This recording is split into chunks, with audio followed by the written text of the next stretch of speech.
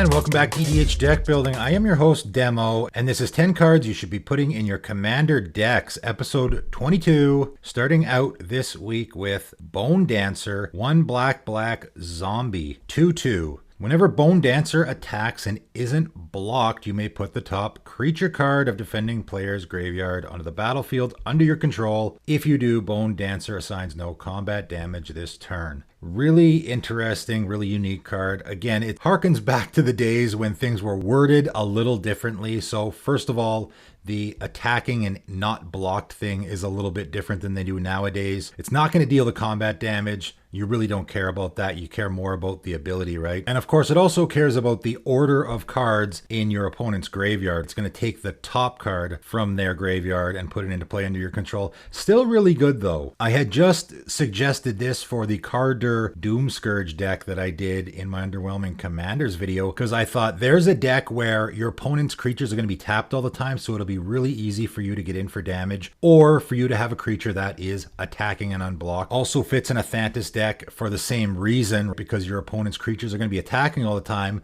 so it'll be really easy for you to get this trigger. Next up at number 2, Braid of Fire, 1 and a red enchantment. One of my personal favorites. I think I've mentioned it quite a few times already on my channel. I have this in a couple of decks. It has the very unique and unusual ability of cumulative upkeep, add 1 red mana. Now, what does that mean? What it means is on your upkeep, like you would normally pay your cumulative upkeep, you pay your cumulative upkeep by paying, say, 1, and then on the next upkeep, you pay 2 and 3, and it's ever increasing. With this, though, what you're paying is you're adding a red mana. So in other words, you add the red mana to your mana pool, and if you don't, then it just dies, or you sacrifice it like you normally would with anything that has cumulative upkeep. So this just sits in play and essentially keeps adding counters to itself, because that's how cumulative upkeep works now, right? You put an age counter on it, and it's just going to sit there and collect mana. But of course, this happens during your upkeep, so you have to use the mana during your upkeep, because as soon as it goes to your draw phase, all that mana is going to empty from your mana pool. So back in the day when this card was created, mana burn still existed, so it made it a lot more dangerous. You had to use this mana on your upkeep, or it would empty from your mana pool at the end of your upkeep and burn you for that much damage. That's not an issue anymore. So now it's just going to sit there and be free mana. And as I've mentioned a few times when I've mentioned this card in the past, no one is going to touch this card, I don't think. There's always going to be better enchantments or targets in play for your opponents to remove. I really think that if you played this on turn 2, it would just sit there, and it's just free mana that you can use in any sort of a mana sink or mana ability. There's lots of commanders out there that have abilities that you can just empty this mana into. I had put this in my Svella deck, where I thought you could just use this mana to activate one or both of Svella's abilities, right? Once this gets high enough, you can use 7 red mana, and then you just need the 1 green in order to activate that second ability. I put this in a patron deck recently of Hazoret the Fervent, because Hazoret has essentially a mana sink. You pay 3 mana, 2 and a red. So any mana you're getting from your Braid of Fire, you can just dump in there. Any commander like that. There's lots of commanders that you can just dump this mana into their abilities. Coming in at number 3, Brain Spoil, 3 black, sorcery. Destroy target creature that isn't enchanted. It can't be regenerated. And that's not very good. 5 mana, sorcery speed, creature removal. Not fantastic. The reason I'm mentioning this card is because this is the first transmute card that I've actually come across doing these lists. So it has transmute, 1 black, and because this is the first transmute card I've come across, it's going to be the one that I just mentioned the transmute ability with. The fact that this card has another ability where you destroy a creature really isn't that important. You put this in your deck for the transmute ability, or any of the transmute cards. You can find transmute cards all the way from 0 up to 6 and everything in between. And then there's also one that's a 9. I don't know if you're ever going to want to use that. But what does transmute do? Transmute is one of my favorite mechanics. Unfortunately, they've never reprinted it. It was only printed in Ravnica. It's a fantastic ability. It's basically a cheap and easy way to tutor. You pay the transmute cost, you discard this card, then you search your library for a card with the same mana value as the transmuted card. You reveal it and put it into your hand. So with Brain Spoil, I can go get anything out of my deck that is a 5 mana value card, right? I pay the 3 for the transmute, I discard it into my graveyard, then I go get anything out of my deck that costs 5. This is really fantastic if there's a card in your library that you really, really want badly. I had suggested this in my Deck Doctor video. It was a Phoenix deck, and there was a couple of combo pieces in there that were really important to the deck, so I suggested Dimir Infiltrator, right? That's a 2 CMC transmute card, so you will transmute it for 1 blue-black and go get your Mind Crank or any other 2 CMC card in your deck. It's just a really great, easy way to tutor in Commander. Unfortunately, all the transmute cards are in blue and black, so it only works in those colors. And I know blue and black probably have a lot of really great tutors already, but it's an option. It's definitely a budget option. If you're looking for a budget option to tutor for stuff, transmute is definitely the way to go. Coming in at number 4, Bow of Nylea, 1 green, legendary enchantment artifact with a whole bunch of abilities, and that's why I really, really like this card.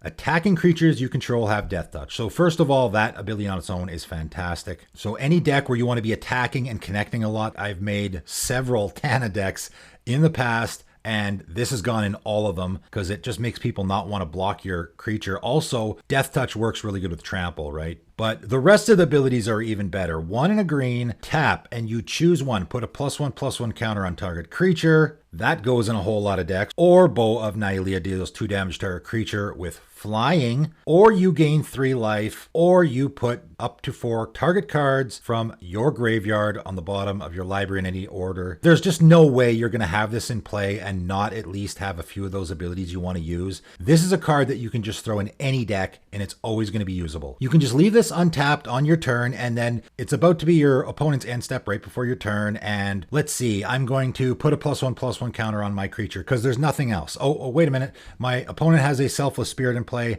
I'm going to smack it for 2 damage so that he can't use it later on.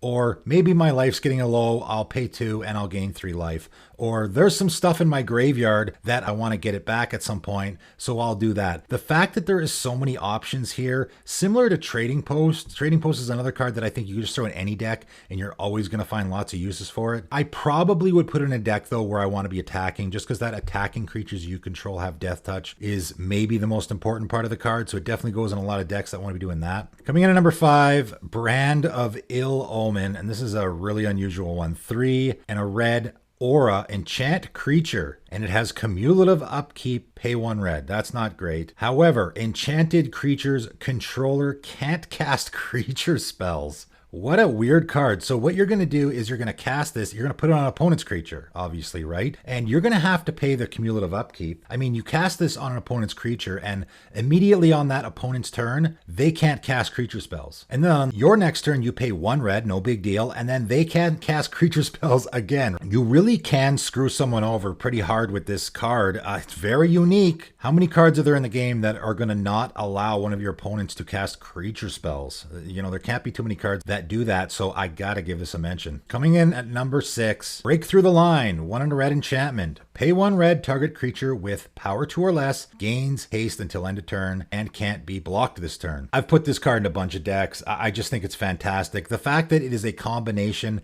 I give a creature haste and I make it unblockable, makes it so that it goes in a lot of decks that want to do both of those things. Only can be a creature with power 2 or less. Okay.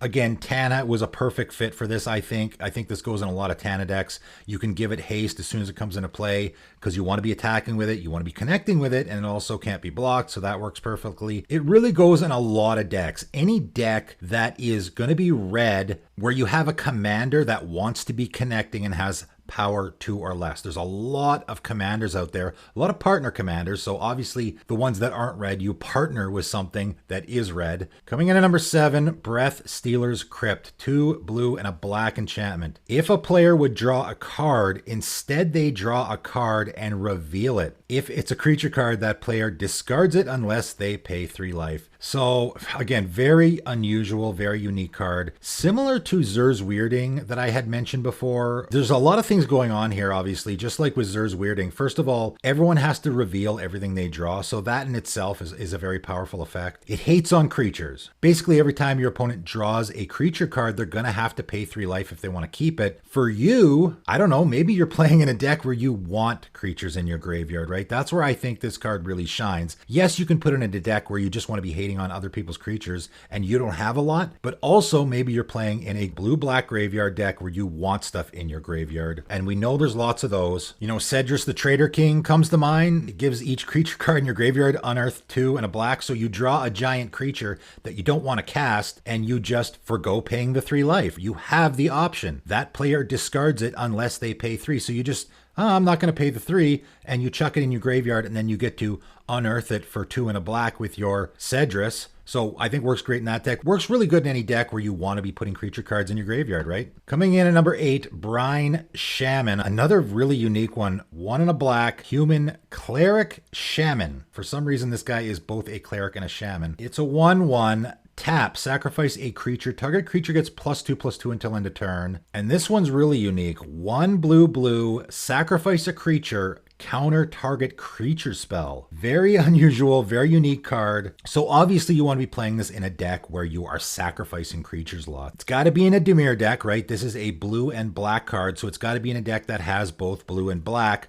So any blue-black deck where you want to be sacrificing creatures a lot, an aristocrats style of deck. The first ability, sacrifice a creature to give target creature +2/+2. I mean, that's not bad. It's pretty good. I really think that second ability is a lot more interesting though. The fact that you can sacrifice a creature to counter target creature spell is very unique and very unusual. And I always like to give mentions to cards like that. Coming in at number 9, Brittle Effigy. 1 mana artifact. Pay 4 and tap. Exile Brittle Effigy. Exile target creature. This one, I did my colorless removal list and a couple of guys said, hey, Brittle Effigy is a good one. Absolutely it is. It really is. There was a lot to mention with that list and I didn't want to have like 6 or 7 honorable mentions. This is one that I definitely had given consideration to. It's definitely an option if you need to be exiling creatures and you're not in colors that typically do that. White does it obviously, and black sort of does it pretty well. It's actually, black's getting pretty darn good at exiling creatures. I guess blue kind of does it too a little bit.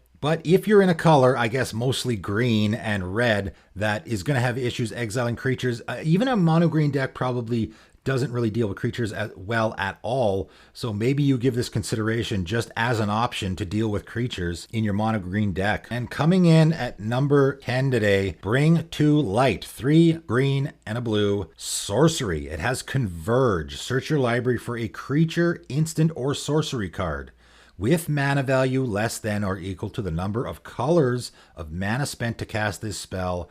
Exile that card, then shuffle. You may cast the card without paying its mana cost. So I'm mentioning this card because, as we all know, tutors are really, really good in Commander, and this is sort of a tutor. It's sort of a tutor and sort of an answer all in one. You're going to search your library for a creature, instant, or sorcery. That's kind of a weird combination. Blue and green already do search for creatures, instant, and sorceries pretty well, but this is a different option. It's maybe cheaper than a lot of options out there. I probably wouldn't play this in a deck that has less than 3 colors.